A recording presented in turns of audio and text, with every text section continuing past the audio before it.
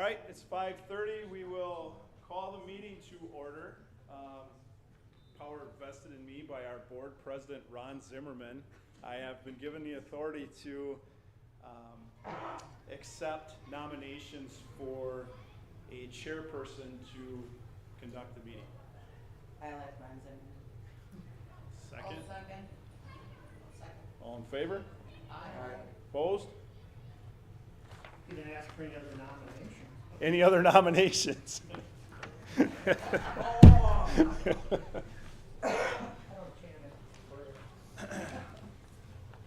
need an agenda? I think I got it. Got one, okay. It's this one right here, right? Or not? That one, Okay.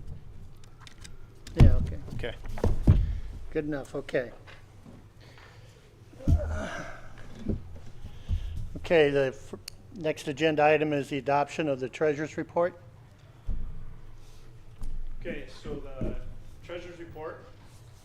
The numbers you're seeing here are audited numbers for the district's financial status for this past fiscal year.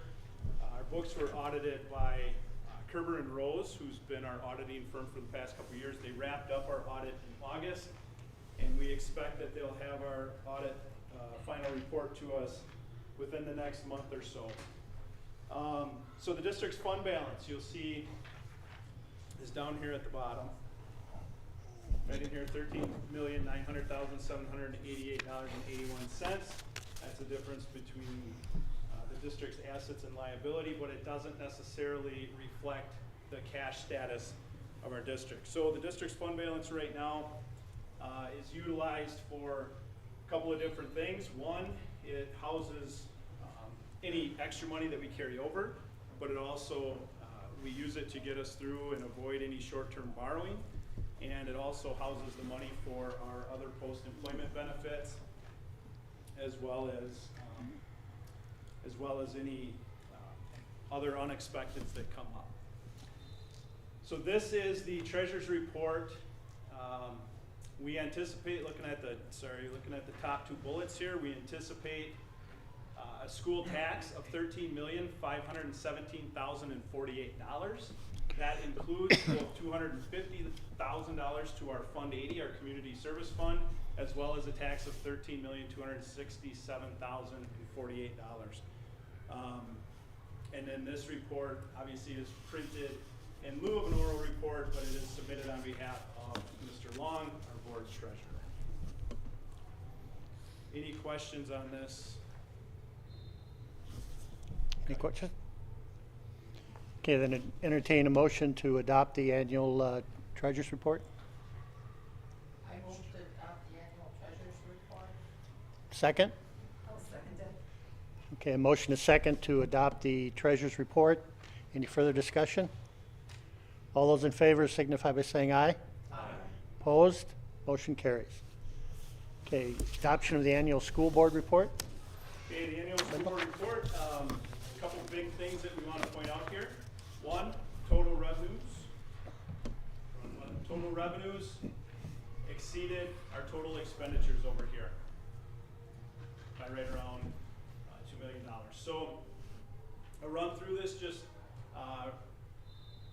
through each fund. So the 20 fund, which you see listed first here, the 20 fund is primarily used for two different funds. One is special education, and the other one that just started a couple of years ago is a combination of all of our activity funds, any donations and other items that come into our school are housed in that fund.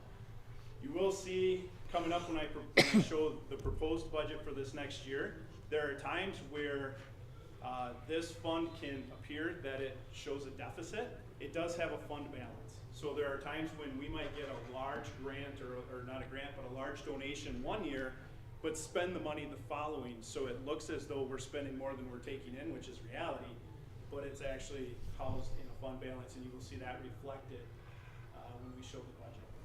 Next one is the 30 fund. This is debt service, primarily debt service, which I'm very happy to say our district is one of the very few throughout the state that has no debt and no liabilities with regard to bonds in any way. So that is not utilized. Fund 40 is a fund that we use Fund 46 as our capital projects fund. We've talked a lot about this. This is money that is poked away and set aside and earmarked for capital projects. This does carry a balance, and the reason that we keep it is obviously so that we can line up contractors, know that the money's there, and the work might happen a year or two down the road whenever we can get somebody to do it. We made a contribution this year at the end of June that was approved by the board for $600,000. You see it reflected here as $634,118.40. That reflects the interest that this account made over the course of this year as well. Fund 50 is our food service fund. And you can see we came out and contributed to the fund balance in that account as well. I will talk a little bit more about this when I talk about the proposed budget. But Fund 50 carries a pretty hefty fund balance, somewhere in the mid 300,000s that we are actively spending down over the course of this year and next. 60 and 70 used to have what is now Fund 21. Those were housed in different accounts. These are no longer used, but they still show up in the accounting system, but you'll see no activity. That was the same last year as well. And then Fund 80 is our community service fund. So three main areas with Fund 80 that we utilize. One is our community usage, the percentage of the pool. Two is the school resource officer is funded through this account. And the third is middle school athletics, which is community-wide and not just school-based. So those three things are funded out of there. You can see this year, the expenditures actually were higher than the revenues coming in. So we budgeted about I think it was 200,000 last year's budget. We had revenues from fees that were paid equaling 216,000, but we actually paid out more than that in certain costs such as lifeguards or some of the maintenance pieces that we needed. And then the last one, Fund 90, package and cooperative fund would be a fund that we would utilize if we shared a teacher with another district. So we would have funds in that to cover that amount.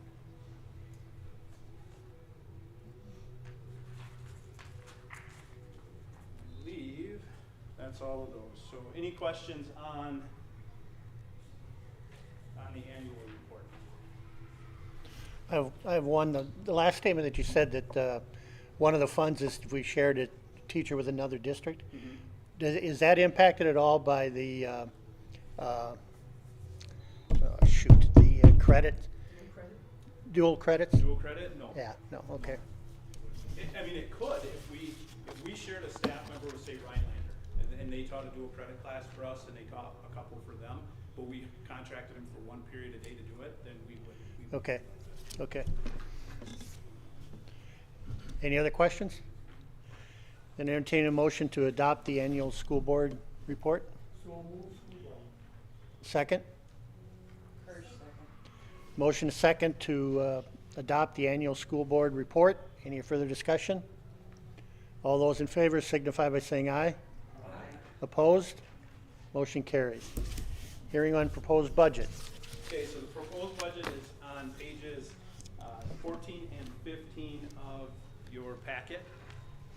This is the same budget that was proposed in July or August, I guess, at our last board meeting. Nothing has changed, but it is a required presentation at our annual meeting. So just to briefly go through this again, because I know everybody in this room has heard it once. So the third column is what we're looking at, the third column to the right, and the other two columns are comparative to our previous 2 years. A couple of highlights, as you'll notice, our expenditures for next year are very similar, around $400,000 higher in this account, and that's based on the increase in pay for cost of living adjustments for staff. That was really the only thing that brought that up. You'll also see on the bottom of this page in our capital projects, Fund 46, that not only does it reflect just over $1.5 million that we've contributed to that account to tackle some of the projects that we need to keep our building in top shape, but we're also anticipating that we will spend $500,000 of that next year, especially as ESSER funds begin to dwindle, and they're allocated to other sources, we are gonna rely heavily on this fund. To this point, we haven't spent any money out of this account because we've been able to rely on both our ESSER 3 funds as well as just our regular budget.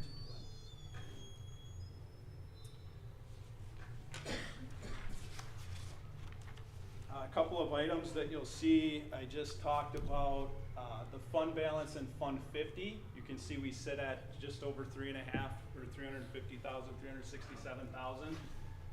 So we've utilized this fund balance. This accrued over COVID. It has gotten quite large. It's higher than what the DPI recommends that we're able to carry over. So we need to spend this down.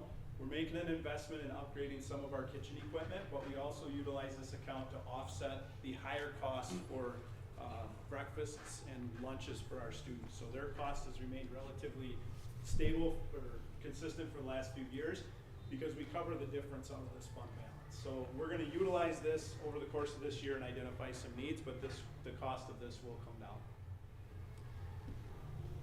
Dropping down to our community fund 80, our community fund, you'll see that there's a little bit more in there this year coming around to cover some of those additional costs that we have to keep our facilities open and to provide new opportunities for community to utilize our facilities in a safe way and in a way that we can keep things clean and orderly.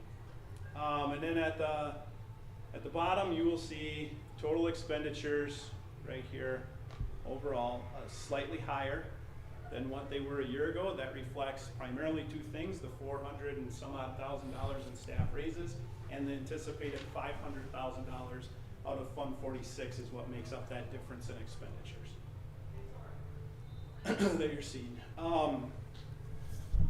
Ultimately, at the very bottom then, you see two things that we want to look at. One is the tax levy comparison to last year. You see a slightly less, and that is because we know that the state has kicked in extra dollars, and that's offset our overall levy of what our taxpayers will see. So you're going to see about a 4% drop in what we're going to our community, and I'll talk a little bit more about that in the coming slides. And if you remember from the August meeting, we did say that these numbers are preliminary numbers. That none of this will be finalized until the state finalizes their numbers in October. And then at that point, this is our best guess based on what the preliminary numbers came out to be. So they might change, but right now we anticipate levying $1.2 million below what our taxing authority is currently at, according to what the state has granted.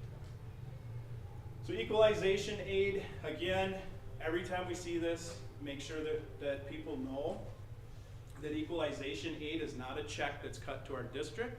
This is the state's portion of our revenue limit. So it in turn comes as tax relief for our community, not extra spendable dollars for districts. But we did see one of the positive things, and we saw that news break in July, that we were receiving somewhere around a 78% increase in those funds. That's primarily due to our enrollment and our property values throughout our district. So you can see we're definitely trending in the right direction, and that helps us with that tax levy and as well as with the mill rate, which you'll see in a minute. This is what our tax levy has looked like since 2011. So 2011-2012 school year, you see here, working across until you hit the 27-2018 school year. That was the first year of our 4-year referendum that was passed. You jump forward 4 years to 21-22. This was the year that it not only expired, but we had an unsuccessful referendum. And then passing the referendum the first year last year, we see where that tax levy came back up. And now we see that we're roughly anticipating being around $1.2 million less than last year, even though we're with the same referendum, and that is due to the under levy, if things stay consistent. And this is your mill rate history. So we see going back to 2018-19, we were around $9.36 for our mill rate. And you fast forward, this is the year we did not have a referendum at $6.47. Then we jump up last year with $7.11, which was still lower. At this time last year when I presented, we anticipated it to be $7.85. and it ended up being $7.11 once the numbers were finalized. This year we anticipate $6.50, and I'm pretty leery about these numbers because these are based on the equalized value of our district as a whole. And what happens, and what we saw last year, is when we talk too much about mill rate, once that goes to each township, it's really based on the relationship between what the assessed value is in that township and what the equalized value is in that township. And we saw some of our towns only at about 62%, which increased the mill rate dramatically, but it doesn't increase their total amount of taxes. This is the number per thousand. So as equalized values shoot up, and we see that, we just saw in a slide ago that we're paying the same amount as we were in 2021. But yet our mill rate is so much lower. That's because our properties are valued at such a higher value rate now that it's less per thousand. So that's what causes that. It's an inverse relationship between your values and your mill rate. So here is what the mill rate looks like when we compare it between our district and the state throughout going back all the way to 1994. And you see this has fluctuated through, but the state is coming down and our portion in the blue is actually increasing as far as the equalized tax rates. So that's another way to just look at in a comparison between where we are in terms of where the state's at.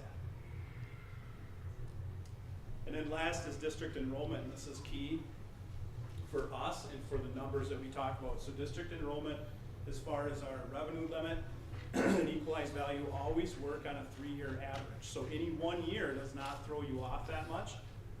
We've seen last year at this time, we talked about how our enrollment was stabilizing, and we were pleased with that.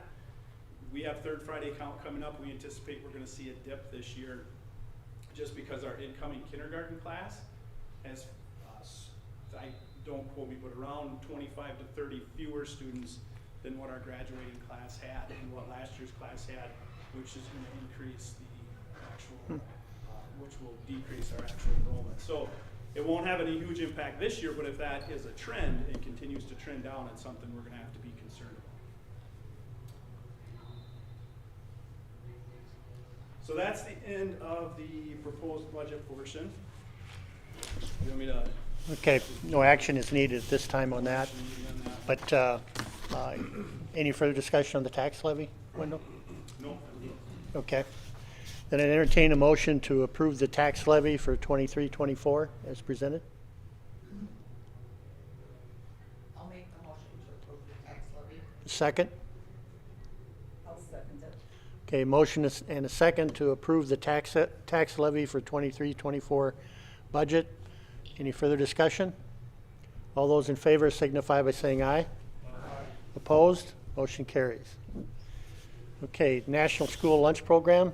Anything you need to bring up there? Okay, then entertain a motion to approve the National School Lunch Program for 23-24. So moved. Second. Second, Blue. Okay, a motion a second to approve the 23-24 National School Lunch Program. Any further discussion? All those in favor signify by saying aye. Aye. Opposed? Motion carries. Okay, agenda item 8, approval to borrow money if necessary to operate until taxes and aids become available. Entertain a motion to approve that potential borrow. I'll make a motion to approve item 8. Second. Long second. Motion a second to approve to borrow money if necessary to operate until taxes and aids become available. Any further discussion? All those in favor signify by saying aye. Aye. Opposed? Motion carries. Item 9, approval to prosecute, defend any legal action or proceeding in which the school district has an interest. So I'd entertain a motion to prosecute or defend. Long so moved. Second? Swante, second. Okay, motion and a second to approve to prosecute, defend any legal action or proceeding in which the school district has an interest. Any further discussion? All those in favor signify by saying aye. Aye. Opposed? Motion carries. Approval to authorize the acquisition of real estate through purchase or condemnation. Entertain a motion for that agenda item. I so move, Baloo. Second. I'll second it. Motion a second to approve the authorization of the acquisition of real estate through purchase or condemnation. Any further discussion? All those in favor signify by saying aye. Aye. Opposed? Motion carries. Approval of school board salaries and authorized payment of actual necessary expenses of board members who travel in performance of duties. Entertain a motion to approve the present, I assume, board salaries and travel expenses. So moved, Hirsch. Second? Swante, second. Okay. Motion is second to approve the school board salaries and authorize payment of actual necessary expenses of board members who travel in performance of duties. All those in favor signify by saying aye. Aye. Opposed? Motion carries. And finally, date for the annual 24 meeting, September 10th, 2024. All those in favor? Or entertain a motion to approve. Sorry. I'll make a motion. Second? I'll second. Okay. Motion is second to approve the 2024 annual meeting date as September 10th, 2024. Any discussion? All those in favor signify by saying aye. Aye. Opposed? Motion carries. Thank you. Now I'll adjourn the meeting.